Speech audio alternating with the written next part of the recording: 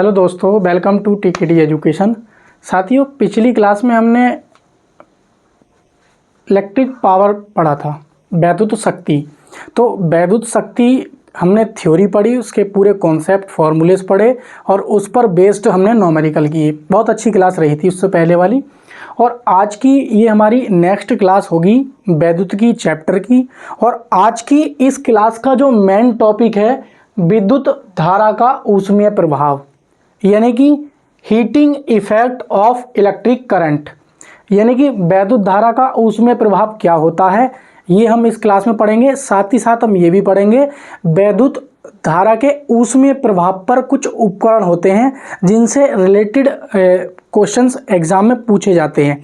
जैसे बात करें हम हीटर, इलेक्ट्रिक बल्ब, ठीक है, जैसे कि प्रेस, तो इससे रिलेटेड क्वेश्चंस पूछे जाते हैं कि उसकी तार किस चीज़ से बनी होती है, ये किस सिद्धांत पे काम करता है, इनका मेल्टिंग पॉइंट क्या होता है, इनका रेजिस्टेंस क्या होता है। तो यहाँ से अक्सर एग्जाम में क्वेश्चंस पुटअप होते हैं। तो ये बेहद इम्पोर्टेंट टॉपिक है विद्युत धारा का ऊष्मीय प्रभाव, और इससे न्यूमेरिकल बहुत ज़्यादा पूछे जाते हैं। जो हमने इससे पिछली क्लास पढ़ाई है वहाँ से बहुत ज़्यादा न्यूमेरिकल पूछे जाते हैं, और आज की जो क्लास है ये भी बहुत ज़्यादा इंपॉर्टेंट है, न्यूमेरिकल भी और वैसे भी क्वेश्चन। लेकिन इसके न्यूमेरिकल हम अगली क्लास में कराएंगे, लेकिन आज रहेगी केवल कॉन्सेप्ट बेस्ड क्लास। आइए क्लास को स्टार्ट करते हैं।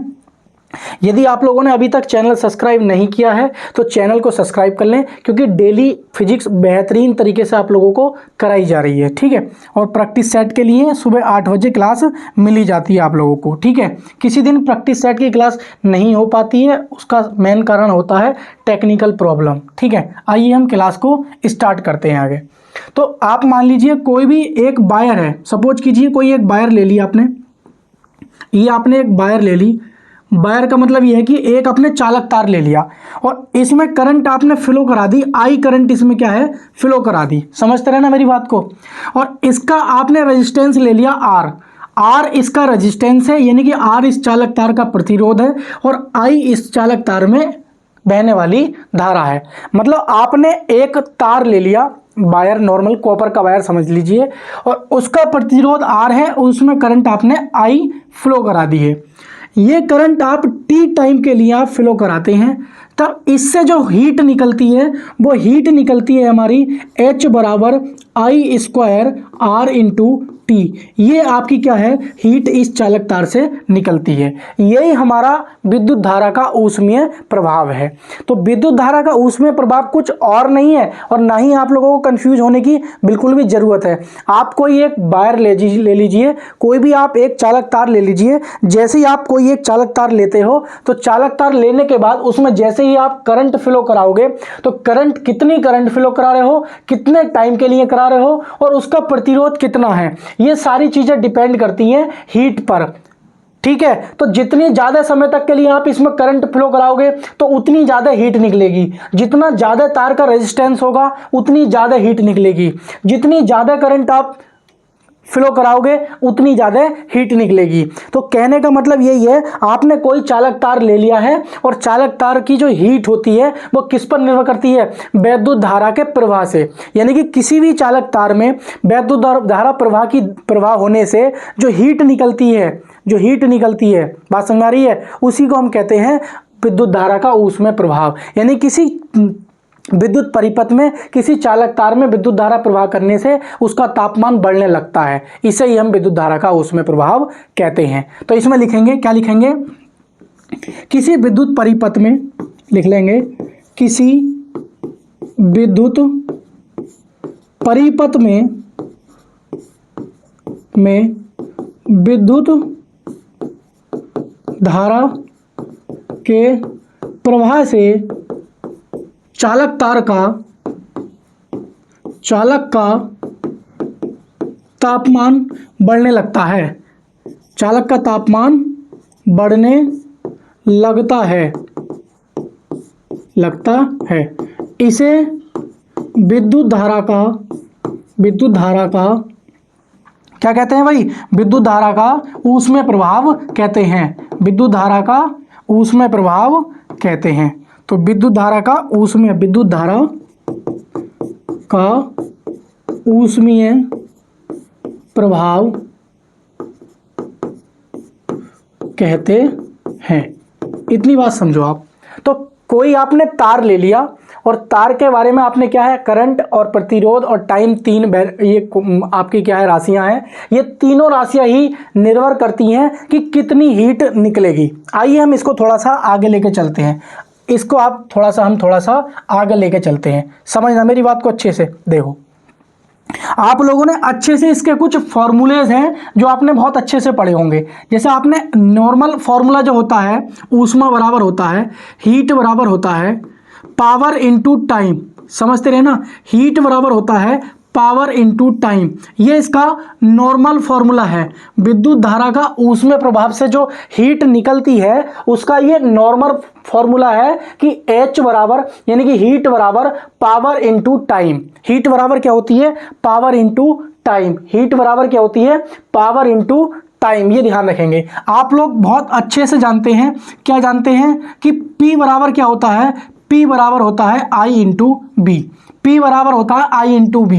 तो P का मान, पावर का मान आप इसमें रख दीजिए। तो जैसे ही अब हीट बराबर क्या हो जाएगा, ये हो जाएगा I into B into T. तो एक फॉर्मूला हीट का आपका ये निकल के आ गया है कि जब आपके पास करंट, वोल्टेज और समय दे रखा हो, किसी चालक तार में क्या है, करंट, वोल्टेज और समय दे रखा हो, तब हीट का फॉर्मूला आप लोग ये लगाएंगे। ये बात ध्यान रखेंगे, कोई दिक्कत नहीं है।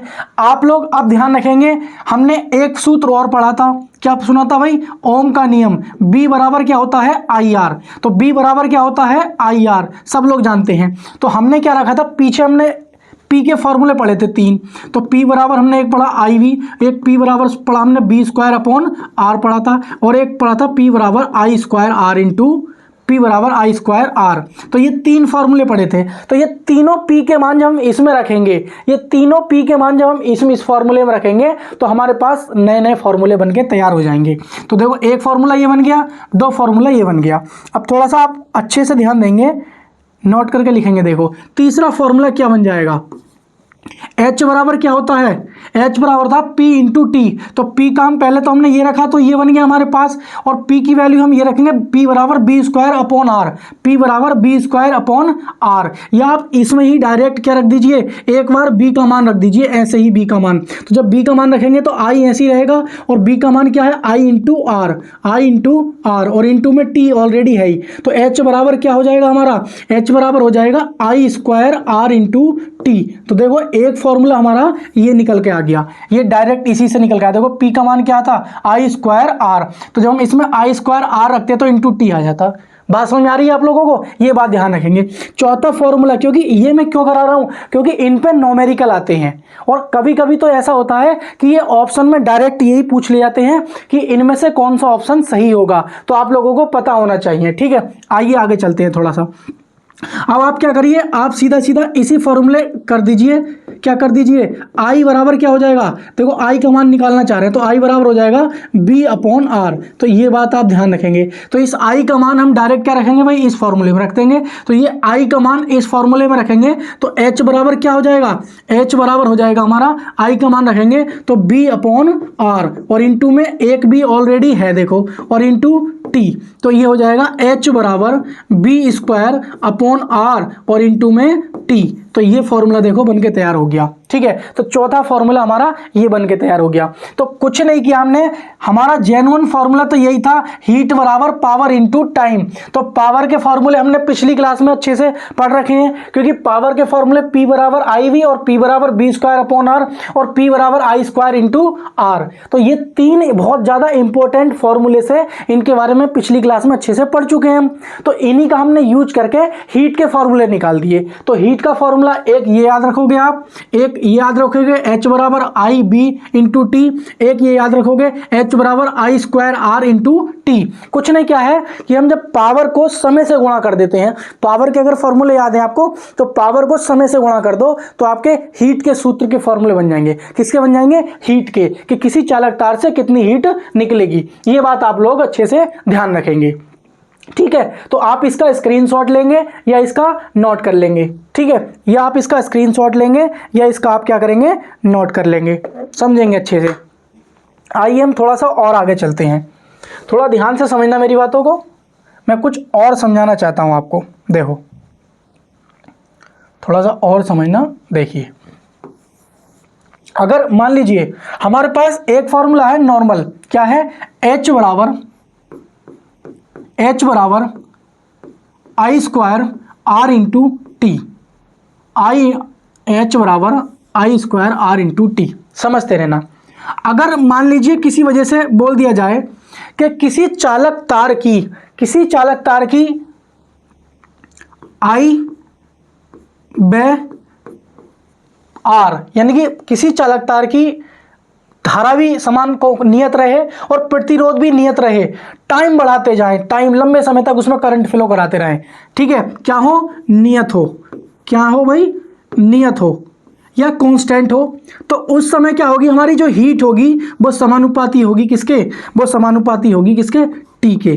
क्या होगी भाई, टी के। ये बात समझेंगे।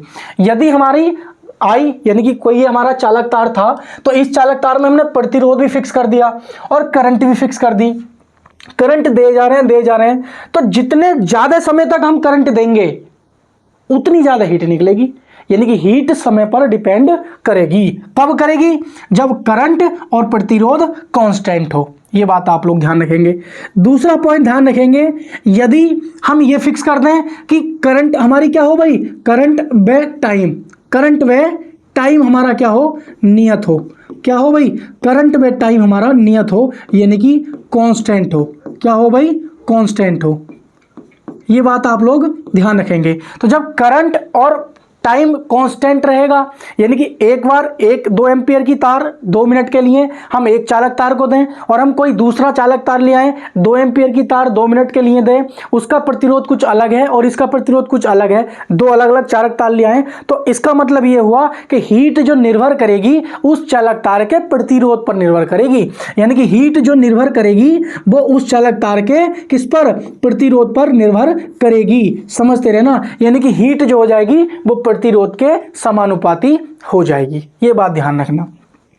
तीसरा पॉइंट ध्यान रखेंगे, तीसरा पॉइंट ये ध्यान रखेंगे, यदि हम क्या फिक्स कर दें, टाइम भी फिक्स कर दें और प्रतिरोध भी फिक्स कर दें, ठीक है, कोई हमने चालक तार लिया, उसका हमने टाइम भी फिक्स कर दिया और प्रतिरोध भी फिक्स कर दिया कि भाई 2 मिनट के लिए इसको हम करंट देंगे और इसका प्रतिरोध भी 2 ओम है, ठीक है। लेकिन क्या है कि आप लोग जितनी ज्यादा करंट दोगे किसी चालक तार को, जितनी ज्यादा करंट दोगे उस चालक तार को, उतनी ज्यादा हीट निकलेगी, उतनी ज्यादा हीट निकलेगी, ठीक है। हम पढ़ रहे हैं विद्युत धारा का ऊष्मीय प्रभाव, तो विद्युत धारा का ऊष्मीय प्रभाव किसी विद्युत परिपथ में विद्युत धारा के प्रवाह से उसके तापमान में जो बढ़ोतरी होती है, उसी प्रक्रिया को हम क्या कहते हैं, विद्युत धारा का ऊष्मीय प्रभाव कहते हैं। या किसी चालक तार में विद्युत धारा प्रवाह होने से उसके चालक तार का तापमान बढ़ने लगता है, जिसे हम विद्युत धारा का ऊष्मीय प्रभाव कहते हैं। और इस ऊष्मीय प्रभाव की जो खोज की थी जूल ने की थी, और इसीलिए इस विद्युत धारा के ऊष्मीय प्रभाव को जूल का नियम भी कहते हैं। ये बात आप लोग ध्यान रखेंगे।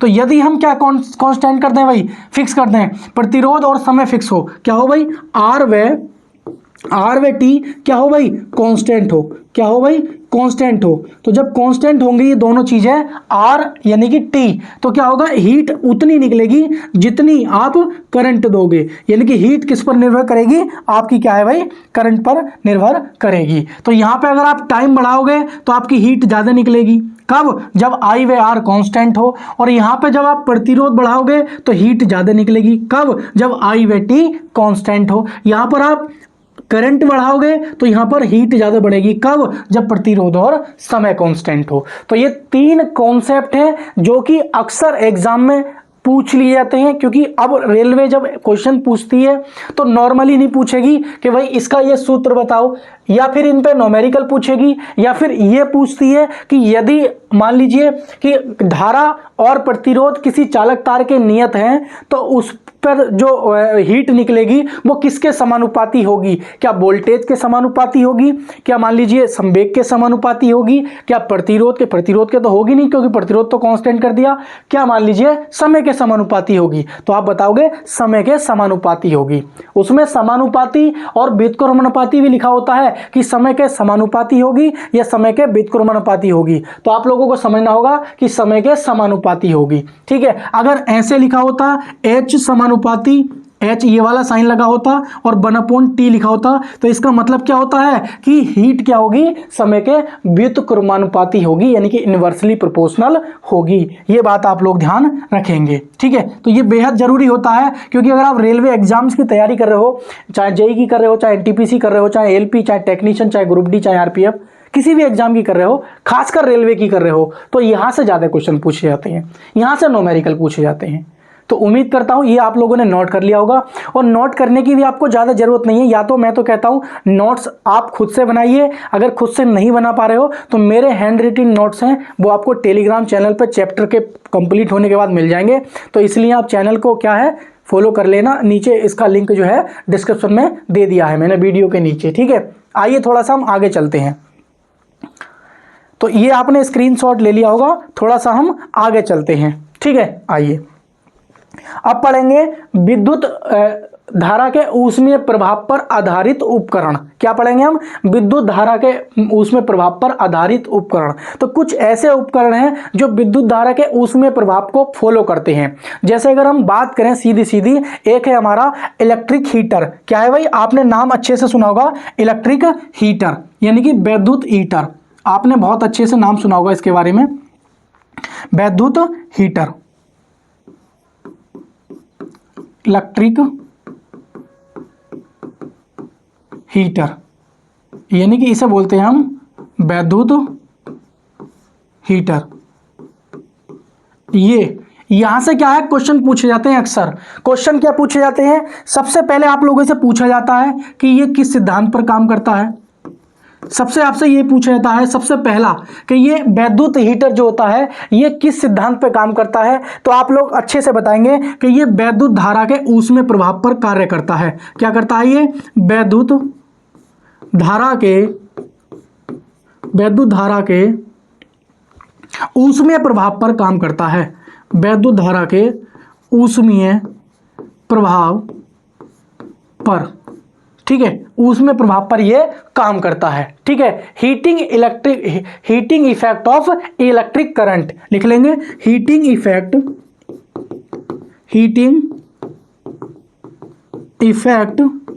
ऑफ इलेक्ट्रिक करंट, यानी कि विद्युत धारा के ऊष्मीय प्रभाव पर यह काम करता है, ठीक है। सबसे अच्छा क्वेश्चन जो पूछा जाता है रेलवे में वो ये पूछा जाता है कि इसमें किस तार का प्रयोग किया जाता है। सबसे जो चुनिंदा क्वेश्चंस है वो इसमें तार कौन सा प्रयोग किया जाता है। तो तार की अगर हम बात करें तो आप लोग जानते हैं कि नाइक्रोम। क्या है भाई? नाइक्रोम का तार। क्या है भाई? नाइक्रोम का तार। और ये बना किसका होता है? निकिल और क्रोमियम का। वैसे तो इसमें और भी जैसे कि एमएन भी मिलाया जाता है, लेकिन नॉर्मली जो मुख्य इसकी जो धातु है वो निकिल और क्रोमियम है। तो नाम से ही पता चला, नाई से निकिल और क्रोम से क्रोमियम, ऐसे याद रख लेंगे आप। तो जो विद्युत हीटर होता है, इलेक्ट्रिक हीटर, उसका जो तार होता है वो किसका होता है? नाइक्रोम का बना होता है, ठीक है। तो अक्सर आपसे ये क्वेश्चन पूछा जाता है कि इसका गलनांक कितना होता है, इसका गलनांक कितना होता है, और आपसे पूछा जाता है इसका प्रतिरोध कितना होता है। इसका प्रतिरोध, गलनांक बोले तो मेल्टिंग पॉइंट और ये बोले तो रेजिस्टेंस। क्या है भाई? रेजिस्टेंस। तो पूछ लेता है कि इसका रेजिस्टेंस कितना होता है। तो ये बात आप लोग अच्छे से ध्यान रखेंगे। तो आपसे पूछता है कि इसका रेजिस्टेंस कितना होगा और इसका गलनांक क्या होगा। भाई आप एक बात अच्छे से बताओ, गलनांक क्या क्या होता है? गलनांक जो मेल्टिंग पॉइंट होता है ये एक ऐसा तापमान होता है कि जब किसी चालक, मान लीजिए कोई तार है, ये नाइक्रोम का तार है, इसको आप हीट दे रहे हो, हीट दे रहे हो, हीट दे रहे हो, हीट दे रहे हो, तो इसका टेम्परेचर बढ़ने लगता है। हम जानते हैं क्योंकि टेम्परेचर क्यों बढ़ने लगता है, क्योंकि हमने पढ़ा है भी विद्युत धारा का ऊष्मीय प्रभाव, जब किसी चालक तार को आप करंट दे जा रहे हो तो उसका तापमान बढ़ने लगता है। ये हम लोग अच्छे से पढ़े हैं, कोई दिक्कत नहीं है। तो जो नाइक्रोम का तार है हमारे विद्युत हीटर का, तो उसको हम क्या है भाई, उसको करंट दे रहे हैं, तो उसका टेम्परेचर इतना हो जाता है कि उसका टेम्परेचर लगभग 1400 डिग्री सेल्सियस पर पहुंच जाता है। क्योंकि इसका मेल्टिंग पॉइंट कैसा होता है? इसका मेल्टिंग पॉइंट होता है उच्च। उच्च में भी क्या लिखेंगे? 1400 1400 डिग्री सेल्सियस। कितना भाई? 1400 डिग्री सेल्सियस। तो इसका तापमान इतना बढ़ जाता है कि जब 1400 डिग्री सेल्सियस के आसपास पहुंच जाएगा तो ये तार जो है ना नाइक्रोम का, ये पिघल जाएगा, अब काम नहीं करेगा। तो मेल्टिंग पॉइंट ये होता है कि बेहद उच्चतम तापमान जिस पर कोई चालक तार पिघल जाता है, ये बात ध्यान रखेंगे। तो वह उच्चतम तापमान जिस पर कोई चालक तार पिघल जाता है। तो हम तो यही चाहेंगे कि भाई हम प्रेस लाए, उसको जैसे ही हम उसको प्रेस लाए, सॉरी हीटर लाए, उसको हमने जैसे ही करंट दी, आप खाना बनाने रखा और वो गर्म हो गया, पूरा लाल हो गया, तो क्या है कि वो पिघल जाए। आप ये चाहोगे कि फिर तो नया तार लाओगे आप, तो ऐसा नहीं। तो इसलिए हमें क्या है, देरी से पिघले, कई घंटों अगर हम उसे जलाएं, कई घंटों कहने का मतलब है 1000-2000 घंटे तक लगातार अगर उसे चलाएं, तो तब जाके कहीं वो इस टेम्परेचर तक पहुंचे और तब कहीं तब जाके पिघले। तो इसलिए क्या है, हम नाइक्रोम का जो चालक तार होता है उसका गलनांक उच्च रखा जाता है। बात समझ में आ रही है? अब बात आती है उसका रेजिस्टेंस कितना होता है। तो रेजिस्टेंस हमें क्या है, उच्च रखना पड़ता है। क्यों रखना पड़ता है, ध्यान से समझेंगे। ये मान लीजिए कोई चालक तार है, ये कोई चालक तार है, इसमें आपकी क्या है भाई, करंट फ्लो हो रही है। अगर इसका प्रतिरोध, मान लीजिए इसका प्रतिरोध अगर शून्य है, अगर इसका प्रतिरोध शून्य है, तो जितनी हम करंट यहां से हम देंगे उतनी की उतनी करंट हमारी आगे फ्लो हो जाएगी। जितनी हम यहां से करंट देंगे उतनी की उतनी करंट हमारी क्या हो जाएगी, आगे फ्लो हो जाएगी। ये बात आप लोग ध्यान रखेंगे। लेकिन अगर इसका प्रतिरोध मान लीजिए अनंत है, अगर इसका प्रतिरोध अनंत है या फिर क्या है इसका प्रतिरोध, या प्रतिरोध इसका कैसा है भाई, अधिक है, तो जब अधिक हैगा तो ये करंट को जाने नहीं देगी। इस चालक तार से जैसे ही आप करंट दोगे, इस चालक तार से आप इस चालक तार को जैसे ही करंट दोगे, अगर इसका प्रतिरोध उच्च है, अगर इसका प्रतिरोध उच्च है, तो जैसे ही इसमें करंट दोगे तो करंट आगे नहीं जाएगी, करंट आगे नहीं जाएगी, यहीं रुक जाएगी। ये चालक तार करंट को पूरी एब्जॉर्ब कर लेगा, और जब पूरी एब्जॉर्ब कर लेगा तो इसका तापमान बढ़ने लगेगा। यही हमारा विद्युत धारा का उसमें प्रभाव होता है। तो हम यही चाहते हैं कि जो हम इस नाइक्रोम के तार को करंट फ्लो करा रहे हैं, वो करंट पूरी की पूरी आगे ना जाए। जब आगे चली जाएगी तो करंट रुकेगी नहीं, तो तापमान ही नहीं बढ़ेगा। तो करंट रुकनी चाहिए, वही खपनी चाहिए, उसी चालक तार में करंट खपनी चाहिए, तभी उसका चालक का तापमान बढ़ेगा। और जब चालक का तापमान बढ़ेगा तभी हमारा खाना पकेगा। भाई तापमान बढ़ेगा तभी तो वो पूरा तप्त होगा और तभी हमारा खाना पकेगा।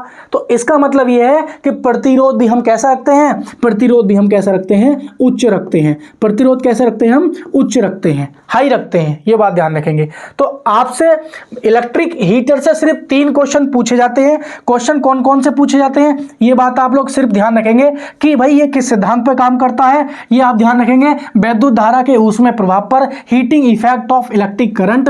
दूसरा पूछा जाता है इसमें कौन सा तार प्रयोग करते हैं, नाइक्रोम का तार का प्रयोग करते हैं। ये नाइक्रोम का तार बना किसका होता है, निकेल और क्रोमियम का बना होता है। पूछ लेता है इसका मेल्टिंग पॉइंट कितना होता है, तो इसका मेल्टिंग पॉइंट क्या होता है, अगर आपसे पूछता है कि लगभग कितना होता है, तो 1400 डिग्री सेल्सियस के आसपास होता है। लेकिन आपसे सिर्फ इतना पूछेगा कि उच्च होता है, निम्न होता है या फिर नियत रहता है, तो आप उस तरीके से पूछेगा तो आप बताएंगे उच्च रहता है। हम इसका मेल्टिंग पॉइंट उच्च होना चाहिए। जैसे आपने देखा होगा कि आप मान लीजिए विद्युत बल्ब में आप टंगस्टन की धातु का तार का प्रयोग करते हैं, तो उसका मेल्टिंग पॉइंट उच्च रखा जाता है। उसका मेल्टिंग पॉइंट कम से कम 3380 डिग्री सेल्सियस के आसपास होता है। बात समझ में आ रही है? तो वैसे ही विद्युत प्रेस होती है, तो इन सब में क्या होता है, इनके जो क्या बोलते हैं मेल्टिंग पॉइंट है वो उच्च रखे जाते हैं। जैसे फ्यूज बल्ब देखा है आपने, तो फ्यूज बल्ब का भी मेल्टिंग पॉइंट उच्च रखा जाता है, क्योंकि आप उस फ्यूज बल्ब से क्या है, पूरे घर की आपकी लाइट चल रही होती है। तो फ्यूज बल्ब से पूरी, आप अगर 2 किलोवाट का लोड जला रहे हो और आपने फ्यूज लगा रखा है,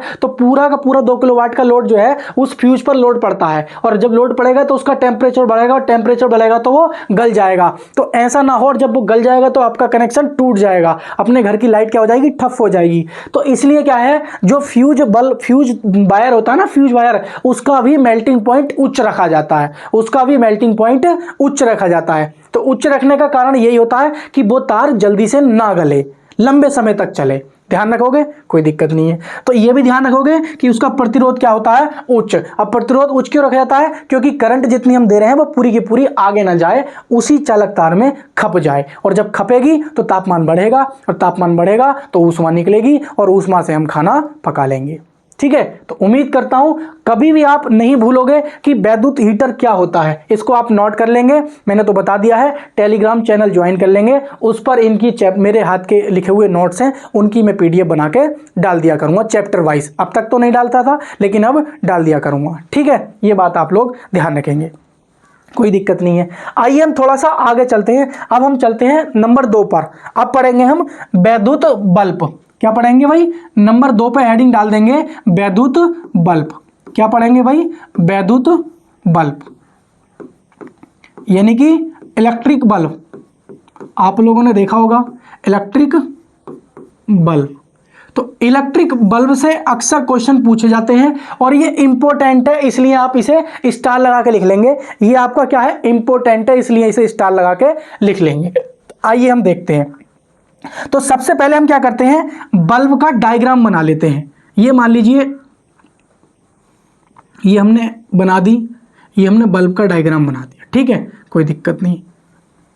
ये सबसे पहले आप लोग बल्ब का डायग्राम, और मैं तो कहता हूं कि आप लोग अपनी फेयर में भी इसी प्रकार से बनाना, जिस प्रकार से मैं बना रहा हूं, तो आप लोग भी उसी प्रकार से बल्ब का डायग्राम बनाना। जैसे मैंने बनाया है ठीक उसी प्रकार से आप लोग भी बल्ब का डायग्राम बनाना, ठीक है। आइए, ठीक उसी प्रकार से आप लोग भी बल्ब का डायग्राम बनाना है आप लोगों को।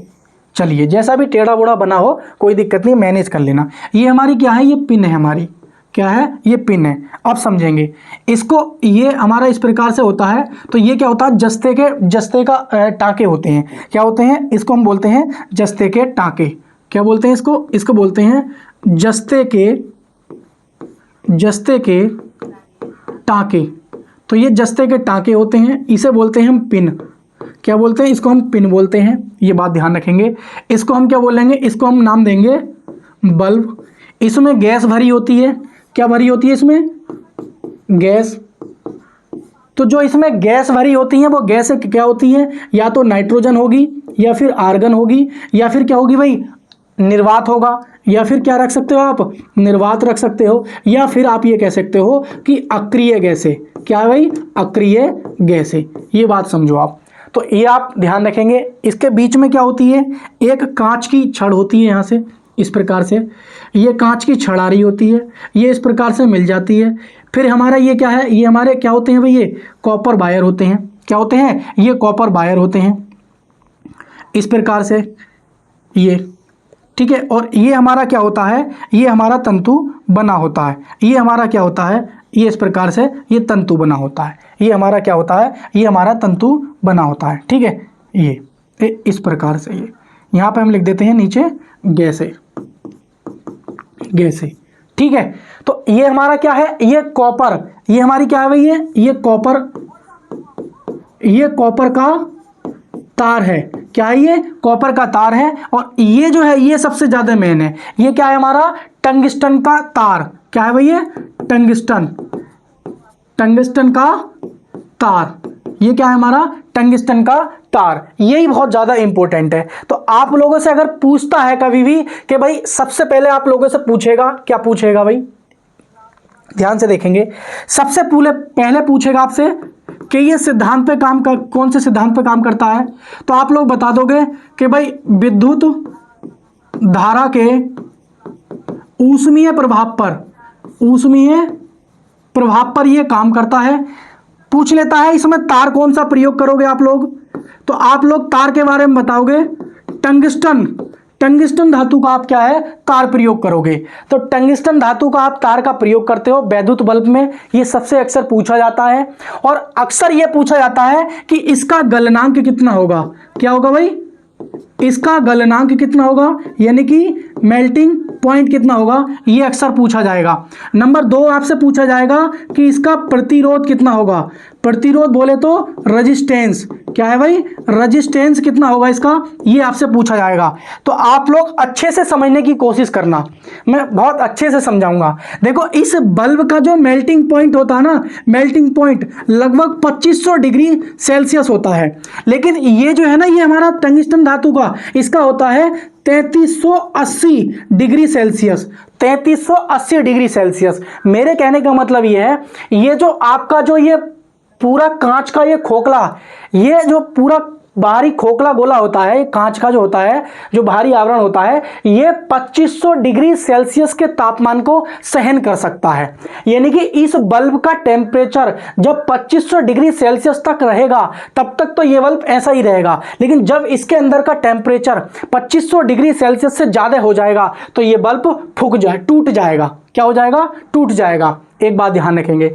बात आती है, इसका ज्यादा पूछा जाता है कि ये जो टंगस्टन धातु का तार है हम इलेक्ट्रिक बल्ब में यूज करते हैं, तो इसका जो मेल्टिंग पॉइंट होता है, इसका मेल्टिंग पॉइंट कितना होता है? तो इसका मेल्टिंग पॉइंट होता है 3380, कहीं 3400 भी लिखा हो सकता है, अलग अलग किताबों में थोड़ा आगे पीछे हो जाता है, कहीं 3500 तो लिखा नहीं होगा, 3300 या 3400, लेकिन 3380 एग्जैक्ट हमने ये लिखा है। तो 3380 डिग्री सेल्सियस इसका मेल्टिंग पॉइंट होता है। इसका मतलब यह है कि आप बल्ब जल रहा है, जलते जलते ये जो तंतु है, जो फिलामेंट है आपका, जो टंगस्टन का है, इसका टेम्परेचर जब 3380 डिग्री सेल्सियस तक पहुंच जाता है, जब इससे ऊपर हो जाएगा तो ये बल्ब क्या हो जाएगा? फ्यूज हो जाएगा। लेकिन ये टंगस्टन धातु का जो फिलामेंट है ये इतने टेम्परेचर को सहन करेगा कि जब 3380 डिग्री सेल्सियस से नीचे इस बल्ब का टेम्परेचर रहेगा तो ये तंतु फूकेगा नहीं, और क्या हो जाएगा? आपका ये जो ये टंगस्टन का जो तंतु है ये तापमान को सहन करता रहेगा। जैसे ही टेम्परेचर 3380 से ऊपर होगा आपका बल्ब क्या हो जाएगा? फ्यूज हो जाएगा। ठीक है, तो इसीलिए कहते हैं कि मेल्टिंग पॉइंट ऐसे चालक तारों का जो विद्युत धारा के ऊष्मीय प्रभाव पर काम करते हैं, उनका मेल्टिंग पॉइंट कैसे रखा जाता है? उनका मेल्टिंग पॉइंट उच्च रखा जाता है। ये बात आप लोग ध्यान रखेंगे। ठीक है, कोई दिक्कत नहीं। बात आती है इसके प्रतिरोध के, तो ध्यान रखेंगे इनका प्रतिरोध और इनका मेल्टिंग पॉइंट कैसा होता है? उच्च होता है।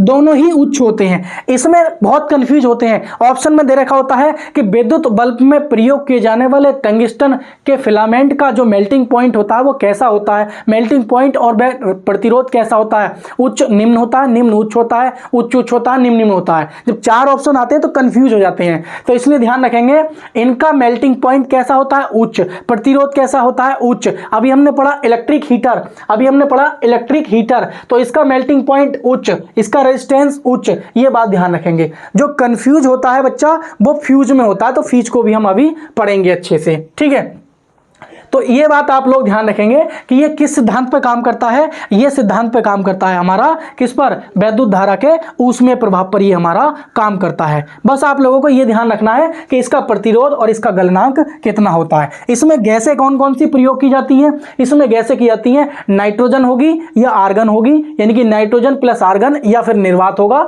या फिर आप कोई भी अक्रिय गैस इस विद्युत बल्ब में प्रयोग कर सकते हैं। ये जस्ते की टाँके होते हैं लगे हुए, ये पिन होती है हमारी, ये कांच का, ये वाला जो होता है ये कांच की छड़ होती है, ये कॉपर का तार होता है, और ये हमारा टंगस्टन का फिलामेंट होता है। ठीक है, ये बात आप लोग ध्यान रखेंगे। आइए थोड़ा सा हम आगे चलते हैं, थोड़ा सा हम फ्यूज के बारे में पढ़ लेते हैं, क्योंकि फ्यूज बहुत ज़्यादा इंपॉर्टेंट भी है और फ्यूज से अक्सर क्वेश्चंस पूछे जाते हैं। ठीक है, तब तक आप इसका स्क्रीनशॉट लीजिए। चलिए आइए थोड़ा सा हम आगे चलते हैं फ्यूज के बारे में। तो अब आप लिखेंगे फ्यूज, हेडिंग डाल देंगे आप फ्यूज। क्या डालेंगे? फ्यूज। फ्यूज फ्यूज तो वैद्युत, ये फ्यूज जो होता है ना, इसका काम क्या होता है? इसका काम क्या होता है ये बात आप ध्यान रखेंगे। एक आपने नाम सुना होगा एमसीवी। क्या नाम सुना होगा आपने? एक नाम सुना होगा एमसीवी। ये एमसीवी, इसकी फुल फॉर्म होती है मिनिएचर, क्या है भाई? Miniature circuit breaker. तो मिनिएचर सर्किट ब्रेकर, तो ये मिनिएचर सर्किट ब्रेकर क्या होता है और ये फ्यूज क्या होता है? तो अब तो आप लोग समझदार हैं, बहुत इलेक्ट्रिक जमाना आ गया है, तो अब क्या होता है, अपनी घरेलू वायरिंग को सुचारू रूप से चलाने के लिए, या कभी ओवरलोडिंग हो जाती है या कोई शॉर्ट सर्किट हो जाता है, तो जब ओवरलोडिंग हो जाता है, शॉर्ट सर्किट हो जाता है, तो ये पहले क्या होता था, ये फ्यूज आपने देखा होगा चीनी मिट्टी का एक इस तरीके से खांचा सा होता था और उसमें इस तरीके से तार फंसा होता था, इस प्रकार से। ये आपने देखा होगा इस प्रकार से, ये इस प्रकार से होता था, ये इस प्रकार से। तो यहाँ पर क्या करते थे हम, ये वाला तार यूज करते थे। तो इसी को हम तार जो हम यूज करते थे ना, ये किसका बना होता था, ये लेड और टिन का बना होता था, लेड और टिन का। इसमें लेड होता है 63%, इसमें लेड होता था, टिन होता था 63%, और ये होता था हमारा 37%। लेड 37% और टिन 63% होता था। तो ये जो तार है ना, ये तार ये किसका बना होता था, ये लेड और टिन का बना होता था। जब हम पहले घरेलू वायरिंग कोई भी शॉर्ट सर्किट होता था, ये मान लीजिए ओवरलोडिंग हो जाती थी, तो ये फ्यूज क्या होता था, ये उड़ जाता था। तो फ्यूज का काम कुछ और नहीं है। मान लीजिए ये पोल है, ये क्या है, पोल है, और आपके घर में क्या है, ये फ्रीज लगा हुआ है। सपोज करो क्या है, ये आपके घर में ये फ्रीज लगा हुआ है। अब यहां से करंट आ रही है, यहां से ये दो वायर आ रही हैं। तो आने के बाद ये समझेंगे ये हमारी क्या है भाई, ये लाइव क्या है भाई, ये लाइव वायर है, और ये हमारी न्यूट्रल वायर है। क्या है भाई, ये न्यूट्रल वायर। क्या है भाई, ये न्यूट्रल वायर है। समझते रहना, पूरी बात को समझोगे तभी समझ में आएगा, ध्यान से समझना बस। तो देखो ये हमने क्या जोड़ दिया भाई, ये हमने क्या जोड़ दिया, हमने ये फ्यूज जोड़ दिया। तो हमेशा ध्यान रखेंगे जो वैद्युत फ्यूज होता है ना, वैद्युत जो फ्यूज होता है, ये फ्यूज लाइव वायर यानी कि वैद्युतमय तार के सीरीज में लगाया जाता है। किस में लगाया जाता है, सीरीज में लगाया जाता है। ये न्यूट्रल वायर है, तो ये सीरीज में लगा दिया। जैसे ही कभी इसमें या तो शॉर्ट सर्किट होगा या ओवरलोडिंग होगी, इधर से ज्यादा करंट आएगी जो इतनी ले नहीं पा रहा है, या शॉर्ट सर्किट हो, इधर शॉर्ट सर्किट हो जाए या इधर शॉर्ट सर्किट हो जाए। जब इधर हमारे घर में कहीं भी शॉर्ट सर्किट होगा या ओवरलोडिंग होगी, अतिभारण जिसे बोलते हैं, तो जब शॉर्ट सर्किट होगा तो हमारा क्या होगा, ये फ्यूज क्या हो जाएगा, इस तरीके से उड़ जाएगा। ये जब फ्यूज उड़ जाएगा तो हमारा क्या हो जाएगी, लाइन हमारे घर की डिस्कनेक्ट हो जाएगी। लाइन क्या हो जाएगी, डिस्कनेक्ट हो जाएगी। और जब लाइन डिस्कनेक्ट हो जाएगी तो हमें फिर से क्या करना पड़ेगा, फिर से ये वाला जो फ्यूज है, ये तार हमारा क्या हो जाएगा भाई, ये टूट जाएगा। हमारे घर की लाइन डिस्कनेक्ट ऐसी तो होगी, तो फिर से क्या करेंगे, हम कोई चालक तार लेंगे फिर से, और चालक तार किसका होगा, लेड का और टिन का होगा, जिसमें लेड हमारा 37% और टिन हमारा 63% होगा। तो फिर से हम इस तार को क्या है, जोड़ेंगे इस प्रकार से, और जोड़ने के बाद इसको हम फिर से लगा देंगे। तो ये क्या है, हमारी लाइन फिर से चालू हो जाएगी। यानी कि ये क्या होता है, वैद्युत फ्यूज ये पहले यूज किया जाता था, अब नहीं। और इसके ना यूज करने के कारण सिर्फ ये है कि जब लाइन डिस्कनेक्ट हो जाती है, जब कहीं फॉल्ट हो जाता है, तो ये फ्यूज उड़ जाता है। इसको हाथ से बदलना पड़ता है, बार बार बदलना पड़ता है। ये सबसे बड़ा इसका कारण है कि फ्यूज को अब इसका प्रयोग डेली लाइफ में कम कर दिया है, धीरे धीरे खत्म। और इसकी जगह जो ले ली है, ये एमसीवी ने ले ली है, miniature circuit breaker. Miniature circuit breaker यानी कि एमसीवी, इसका काम क्या होता है, जैसे ही ओवरलोड आता है, ओवरलोड हो जाता है आपके घर में, मान लो ज्यादा आप लोड ले रहे हो, तो ये एमसीवी क्या हो जाएगी, ट्रिप मार जाएगी। या कोई शॉर्ट सर्किट होता है, फॉल्ट होता है, तो जैसे ही फॉल्ट होगा ये ट्रिप मार जाएगी। इसमें एक स्विच होता है, इसमें क्या होता है, इसमें एक स्विच होता है। क्या होता है, इसमें इसमें एक स्विच होता है। जैसे ही ओवरलोडिंग होती है तो वो स्विच ऑटोमेटिक क्या हो जाता है, ऑफ हो जाता है। और जब आपको ये चलाना होता है तो इसको आप एक बटन द्वारा ऑन कर सकते हो। इसको बदलना नहीं पड़ता है, इसको बदलना पड़ता है, इसको बदलना ही नहीं पड़ता है। ये सबसे बड़ा इन दोनों में अंतर है, इसलिए मैं समझा रहा हूं। क्योंकि फ्यूज को क्या होता है, बदलना पड़ता है, और एमसीवी को बदलना नहीं पड़ता है, ट्रिप मार जाती है। इसमें एक स्विच होता है, ये ऑफ हो जाएगी, और जैसे ही आपके घर में मान लीजिए फॉल्ट हुआ है तो वायर को आप ठीक कर लोगे या उसको सर्किट को ठीक कर लोगे, और सर्किट को ठीक करने के बाद आप ऑन वाला बटन दबा दोगे, एमसीवी को ऊपर उठा दोगे, आपके घर की लाइन चल जाएगी। ठीक है, तो एमसीवी और फ्यूज में सिर्फ यही फर्क होता है। तो आपसे पूछ लेता है कि फ्यूज जो होता है ये किस सिद्धांत पर काम करता है, तो आप लोग ध्यान रखेंगे फ्यूज किस सिद्धांत पर काम करता है भाई, आप लोग ये ध्यान रखेंगे फ्यूज किस सिद्धांत पर काम करता है। तो वही हमारा आंसर होना चाहिए कि fuse heating effect of electric current. तो ये आपसे इसका पूछेगा प्रिंसिपल क्या है, यानी कि सिद्धांत क्या है इसका, ये बात आप लोग ध्यान रखेंगे। तो इसका सिद्धांत क्या है भाई, हीटिंग इफेक्ट, क्या है भाई, हीटिंग इफेक्ट ऑफ करंट, यानी कि वैद्युत धारा का, क्या है भाई, वैद्युत धारा के ऊष्मीय प्रभाव, क्या है भाई, ऊष्मीय प्रभाव पर यह काम करता है। पूछ लेता है इसमें तार कौन सा प्रयोग करते हैं, यह सबसे इंपॉर्टेंट है कि इसमें तार, तो इसमें तार ध्यान रखेंगे लेड और टिन का, लेड और टिन का। तो पूछ लेता है इसमें टिन कितना परसेंट होता है, तो 63% इसमें टिन होता है और 37% इसमें क्या होता है, लेड होता है। पूछ लेता है, क्या पूछता है, इसका मेल्टिंग पॉइंट कितना होता है, इसका गलनांक कितना होता है, ये बहुत इंपॉर्टेंट है। गलनांक बोले तो मेल्टिंग पॉइंट कितना होता है। पूछ लेता है इसका प्रतिरोध कितना होता है, प्रतिरोध, ये बात आप ध्यान रखेंगे। क्या है भाई, रेजिस्टेंस आप लोगों से इसका पूछता है, ये बात आप लोग अच्छे से ध्यान में रखेंगे। तो गलनांक की बात करें अगर हम, तो गलनांक इसका हमें रखना होता है उच्च। गलनांक क्यों रखना होता है कि मान लीजिए हमारे पास ये कोई एक, हमारे पास क्या है भाई, ये पोर्सलिन की क्या है, एक प्लेट है और इसका हमारा क्या है, ये हमारा तार है। तो अगर इसका गलनांक निम्न होगा तो जैसे ही हम इसको करंट देंगे ये थोड़े से टेम्परेचर पे क्या है, ये गल जाएगा, तो लाइन हमारे घर की हर रोज डिस्कनेक्ट होगी। समझ में आई नहीं आई? तो हमारे घर की लाइट क्या है, हर रोज डिस्कनेक्ट होगी। लेकिन अगर इसका मेल्टिंग पॉइंट उच्च होगा, क्या होगा भाई, इसका मेल्टिंग पॉइंट अगर उच्च होगा तो आप कितना भी लोड डालो, अगर इसका मेल्टिंग पॉइंट उच्च से उच्च हो तो कितना भी लोड डालो उस टेम्परेचर पर ये इसका टेम्परेचर पहुंच ही नहीं पाएगा, तो ये पिघलेगा नहीं और हमारे घर की लाइन डिस्कनेक्ट नहीं होगी, चलता रहेगा। ठीक है, कोई दिक्कत नहीं। लेकिन बात आती है प्रतिरोध, और इसको स्टार लगा के लिखेंगे सब लोग, स्टार लगा के। क्यों लगा के लिखेंगे, इसका प्रतिरोध जो होता है निम्न होता है। कैसा होता है, निम्न। और मैं अभी आपको लोगों को समझाऊंगा अच्छे से, यही ध्यान रखना है आप लोगों को। ये सबसे बड़ी खतरनाक चीज है जो आपको कंफ्यूज करती है।